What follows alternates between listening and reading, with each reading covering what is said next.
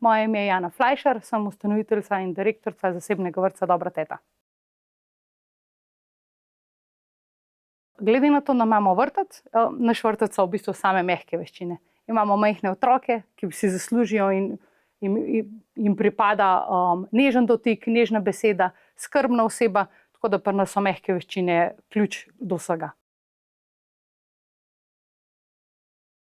Mehke veščine v današnjem času, v katerem živimo, so ključnega pomena. Namreč ravno zaradi tega hitrega tempa, zaradi odsotnosti stikov, moramo vsi negovati mehke veščine, saj to je osnova, da lahko med seboj gradimo odnose, da gradimo stik in tudi, da smo človek do sočloveka. Mehke veščine so tisto, kar nas naredi ljudi, kar nas naredi človeka. Mehke veščine so nujno potrebne v tem digitalnem svetu in mislim, da bi morali se vsi truditi, da jih vzgajamo, da jih negujemo, spodbujamo, predvsem tudi pri mladih, ki se oddaljujejo en od drugega. Nujno je potrebno, da to res negujemo in gradimo naprej, zaradi tega, ker to je osnova, da bomo skupaj kot skupnost lahko kadarkoli delovali.